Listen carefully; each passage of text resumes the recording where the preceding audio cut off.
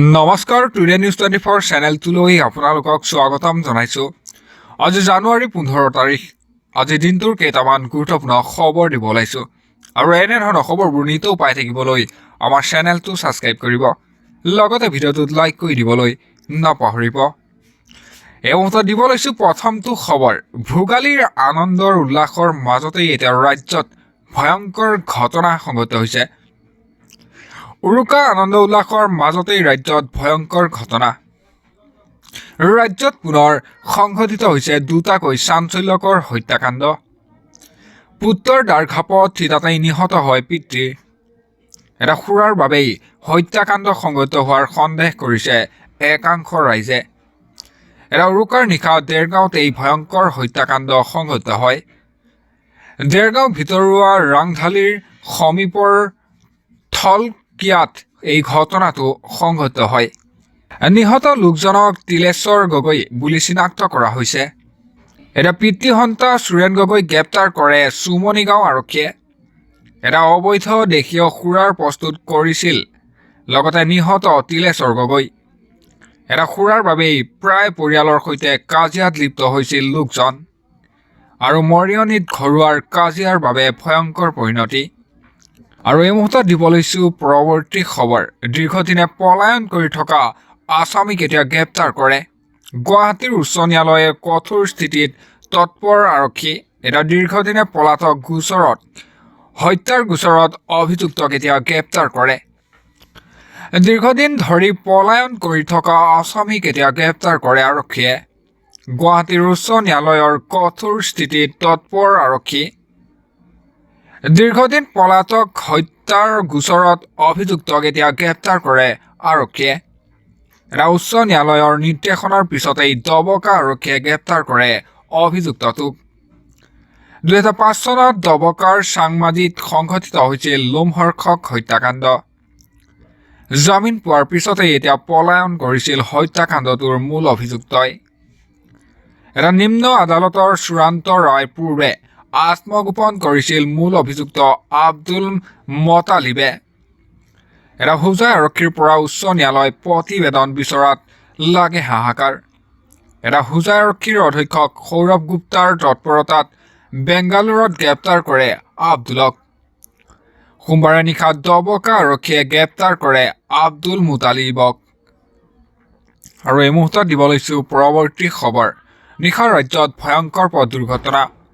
মছজিদৰ ইমামসহ 3গৰাকীকৈ যাত্ৰীৰ অৱস্থা এতিয়া সংকটজনক। মছজিদৰ পৰা নামাজ আদায় কৰি অটোৰে নিজ গৃহলৈ গৈ আছিল ইমামজন। এটা CCTV কেমেৰাত শিহৰণকাৰী দৃশ্য বন্দী হৈছে। দিব লৈছে এটা ব্ৰেকিং নিউজ। নিশা ৰাজ্যত ভয়ংকৰ পথ দুৰ্ঘটনা। শিহৰণকাৰী দৃশ্য বন্দী হৈছে এতিয়া CCTV কেমেৰাত। যাত্ৰীবাহী অটোৰে ভয়ংকৰ সংঘৰ্ষ, দ্ৰুতবেগী টাকৰ। এটা মছজিদৰ ইমামসহ 3 যাত্ৰীৰ অৱস্থা সংকটজনক অৱস্থা। মছজিদৰ পৰা নামাজ আদায় কৰি অটোৰে নিজ গৃহলৈ গৈ আছিল ইমামজন। ইমাম কলিমুদ্দিন সদিউলৰ সৈতে আন 2জন যাত্ৰী আছিল অটোখনত। এটা আহত আন 2জন যাত্ৰীৰ নাম ৰাজেশ নাথ আৰু অলোক ৰয়। তিনিওজনকে সংকটজনক অৱস্থাত শিলচৰ হস্পিটেলত ভৰ্তি কৰোৱা হয়। এটা দুৰ্ঘটনাৰ পিছতেই পলায়ন কৰিছে ট্ৰাক চালকজনে। আৰু কাছাৰৰ কালাইনৰ 6 নং ৰাষ্ট্ৰীয় ঘাইপথত সংঘটিত হৈছে এই ভয়ংকৰ ঘটনাটো। নিশা ৰাজ্যত ভয়ংকৰ পথ দুৰ্ঘটনা। আৰু দিব লৈছে এই মুহূৰ্তত পৰৱৰ্তী খবৰ। কেতিয়ালৈ ৰাজ্যত পঞ্চায়ত নিৰ্বাচন হ'ব তাক লৈ এতিয়া চিন্তা চৰ্চা কৰিছে চৰকাৰে। মেট্ৰিক হায়াৰ ছেকেণ্ডাৰী পৰীক্ষাৰ বাবে ছাত্ৰ ছাত্ৰীৰ স্বাৰ্থত পিছুওৱা হৈছে পঞ্চায়ত নিৰ্বাচন। পঞ্চায়ত নিৰ্বাচন পতাৰ সময়ক লৈ এইবাৰ ইংগিত দিলে মুখ্যমন্ত্ৰী হিমন্ত বিশ্ব শৰ্মাই। ছাত্ৰ ছাত্ৰীৰ স্বাৰ্থত পিছুওৱা হৈছে পঞ্চায়তৰ নিৰ্বাচন।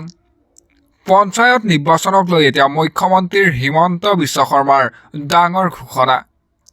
17 মাৰ্চৰ পিছতহে পঞ্চায়ত নিৰ্বাচন অনুষ্ঠিত হ'ব ৰাজ্যত। 14 ফেব্ৰুৱাৰীৰ পৰা হ'ব মেট্ৰিক আৰু হায়াৰ ছেকেণ্ডাৰী পৰীক্ষা। এই পৰীক্ষাৰ সময়ত নিৰ্বাচন পাতিলে শিক্ষাৰ্থীৰ পঢ়া শুনা বেয়া হ'ব, এনেদৰে কয় মুখ্যমন্ত্ৰীয়ে। সেয়েহে 17 মাৰ্চৰ পিছতহে পঞ্চায়ত নিৰ্বাচনৰ চিন্তা কৰিম। বহাগ বিহুৰ আগে আগে পঞ্চায়ত নিৰ্বাচনৰ ইংগিত দিলে মুখ্যমন্ত্ৰী হিমন্ত বিশ্ব শৰ্মাই। ছাত্ৰ ছাত্ৰীৰ স্বাৰ্থত পিছুওৱা হৈছে পঞ্চায়ত নিৰ্বাচন। আৰু দিব লৈছে এই মুহূৰ্তত পৰৱৰ্তী খবৰ। এটা ভয়ংকৰ খবৰ। ভয়ংকৰ দুৰ্ঘটনাত পাহাৰৰ পৰা 100 মিটাৰ তললৈ বাগৰি পৰিল যাত্ৰীবাহী বাছ। এই পৰ্যন্ত 6জনৰ কৰুণ মৃত্যু, আঘাতপ্ৰাপ্ত প্ৰায় 21জনকৈ যাত্ৰী। এটা 28জন যাত্ৰী কঢ়িওৱা আনিছিল বাছখনে। পুনৰ দেশ জোকাৰি যোৱা ভয়ংকৰ বাছ দুৰ্ঘটনা। ভয়ংকৰ বাছ দুৰ্ঘটনাত এই পৰ্যন্ত 6জনৰ কৰুণ মৃত্যু হয়। 28জনকৈ যাত্ৰী কঢ়িয়াই আনিছিল যাত্ৰীবাহী বাছখনে। এটা পাহাৰীয়া পথৰ পৰা 100 মিটাৰ দ খাৱৈত বাগৰি পৰে বাছখন।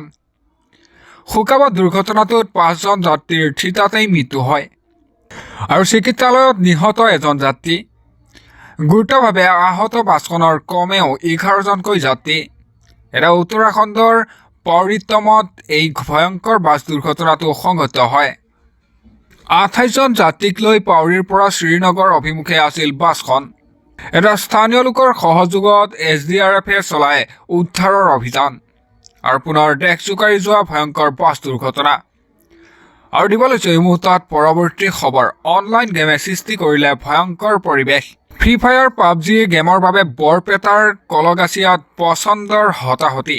দিব লৈছে এটা ব্ৰেকিং নিউজ। অনলাইন গেমক লৈ এতিয়া বৰপেটাৰ কলায়াগছিত পচন্দ মাৰপিট। প্ৰত্যাক্ৰমণত গুৰুতৰভাৱে আহত হয় 3 শিশুৰ।